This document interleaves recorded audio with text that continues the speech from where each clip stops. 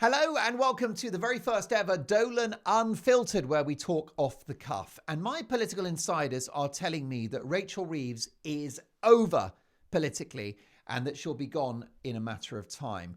Now, I've got various issues with Rachel Reeves. First of all, she's provably dishonest. She's a liar. She's a barefaced liar, not just with the CV stuff, which is all made up, pretending to write for publications that she didn't write for, but the brass neck of standing there at the dispatch box yesterday for the spring statement saying that the reason why growth has halved is because of a difficult economic environment, headwinds, and basically blaming Donald Trump. Listen, her budget was in October of last year. That was a month before Donald Trump even won the election. He's only been in the White House since January. So that is just a lie. But that is our Rachel. She's dishonest. She's also provably greedy. One of the big people caught up in the freebies scandal. And she's got her hands back in the till as it's revealed that she goes to a Sabrina Carpenter concert. Who the heck is that? I don't know. But Sabrina Carpenter, can she do carpentry? Sabrina, can she erect a wardrobe? Who knows? I've heard she's a diminutive pop songstress. Anyway, free tickets to that after the freebie scandal. So Reeves has been through the ringer because of the dresses and the outfits and the tickets for other stuff. And then she goes back for more. Unbelievable. These people, they know no shame, do they? And did you know that Rachel Reeves' husband is quite successful? She's successful. They have a joint household income of over £400,000 a year. And she can't buy a ticket for a concert. What's going on? Anyway, so she's got terrible political judgment. She's deeply dishonest. She's greedy. And of course, she is the queen of identity politics as Britain's first woman chancellor. Who cares? No one cares. We just want a good chancellor. Margaret Thatcher became prime minister in 1979, barely mentioned her biological sex. She just got in there, she ran the country, presided over a societal and economic revolution. And we need another of those. But of course, what we've got is the opposite. We've got a Labour government who are going to worsen the country's problems. We've got debt, it's going to grow. We've got unemployment, it's going to grow. We've got inflation, it's going to grow. And you've had this assault on business with the national insurance tax rates. It's all horrible. But let me tell you, have I got news for you? Because things are going to get worse. Because the OBR, right, the Office for Budget Responsibility, have halved Britain's growth forecast for the year from 1%, so from 2% to 1%. They didn't price in net zero, which has not been fully felt yet, and that's going to be green subsidies and enormous costs to the taxpayer and wiping out industries like the car industry, which is a big part of the economy and which employs almost 1 million people if you include supply chains. So net zero has not been priced in. Okay, so that's going to further diminish growth and increase the debt. But then there is Angela Rayner, Deputy Prime Minister, and Sharon Stone Tribute Act, who is responsible for the French-style workers' rights package. And this is going to further destroy business. So they've got to find 40 billion for the national insurance tax rate. And now they've got to deal with the cost of losing 0 hours contracts, which are very popular. 1 million people had a 0 hours contract last year. It's flexible working for single parents, for students, for older people, anyone that wants to grab a few hours here and a few hours there. 0 hours contracts are fantastic for companies as well, because at Christmas and Easter, let's imagine pubs and restaurants and shops, they can employ more people when they're expecting to be busier. They don't have that now. They've got to give someone a full employment contract. So what will happen? They won't do it. The work just won't be there. Unfair dismissal protection from day one. So that means that you get some guy who starts in the company, shifty character called Steve, and you're like, let's give the guy a chance. He comes in by the afternoon of his first day. It's clear that he's useless. Okay, he's incompetent. He's maybe a bit dishonest. He's lazy. People don't like him. He doesn't fit in. Right? We made a mistake. We should never have hired Big Steve. Well, you're stuck with him forever. Because if you fire him on day one with no probation, he can then claim unfair dismissal, which could be weeks or months of legal wrangling, a big cost to a small company who'd employ lawyers. And it's company time, it's stressful, it's a distraction. What tends to happen with these tribunals very often is the company just settles because they want it to go away. So that means that some people will come in and they will exploit this, and there'll be a nightmare from day one, knowing they've got full dismissal protection. And it's going to be a free 20 grand in their back pocket for a day's work. That's what's going to happen. It's truly horrific. Flexible working from day one. So that means that people can immediately demand to work from home.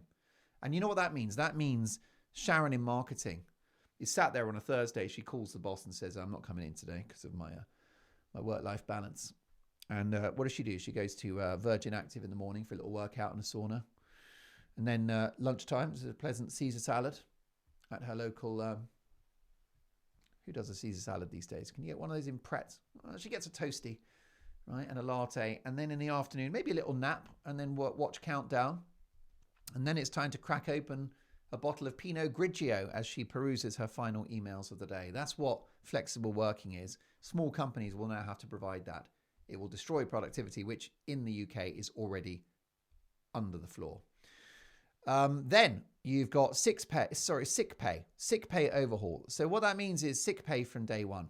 So you employ someone and then literally on day two, they're like, sorry, I can't come in today. I've got a bad back. I'll see you in a month and you'll be paying. Paternity leave strengthened, no qualifying period. Again, the guy starts working for a company and suddenly he has a baby and he's AWOL. And the thing is, I like the idea of paternity leave. But I mean, I was self-employed when I had kids. And the minute they were born, I had to go to work because we needed an income because we have like a mortgage and stuff. And my wife has to eat and the newborn baby has to eat. And we need nappies. So I didn't have, as a self-employed person, the freedom of paternity leave. And I'm not really sure I needed it. I mean, yes, okay, I think a week or two. But then it's like, you know what I mean? You've got to, the idea of weeks and weeks of blokes sat at home chilling out, quite often pretending that they're going to go to the pub. Pretending they're going to go to the park and going to the pub instead and enjoying curry night at their local Wetherspoons. Anyway, then you've got bereavement leave expanded. This covers more family members. So what that means is that if Great Uncle Sid dies, you get time off work. Well, you never cared about Great Uncle Sid when he was alive. Poor bloke was ignored and horribly neglected. Now he's gone. Apparently you're bereft and can't work for a few days or a few weeks, and the company will pay for that.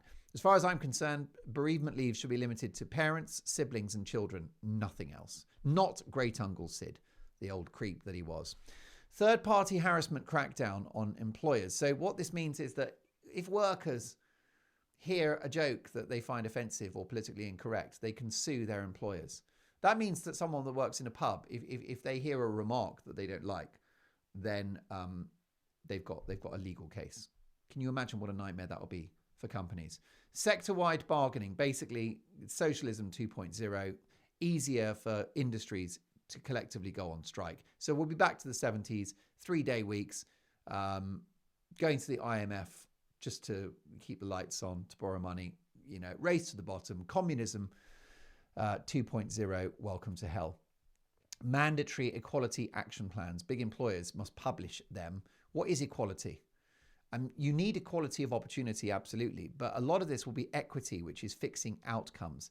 Again, that is communism. Shouldn't be allowed. And by the way, I'm all for diversity and inclusion, but official diversity and inclusive policies are not diverse and they're not inclusive because they normally punish you if you have the wrong immutable characteristics and privilege and all of that nonsense. Then you've got the Strikes Act repealed, so minimum service laws scrapped. That means that industries will go on strike and they don't have to agree to do any hours in order just to keep the organisation or the industry ticking over. So that means Britain grinding to a halt, basically. And a Fair Work Agency, which enforces workers' rights across the board. Now, I'm all for workers' rights, absolutely.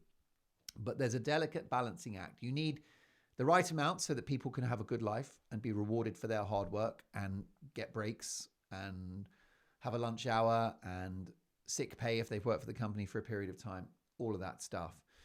But you look at France, which has higher workers' rights than the UK and higher unemployment. Well, if you ask me, it's just my opinion, but I think unemployment is worse than workers' rights not being good enough. I think that unemployment is worse than bad workers' rights.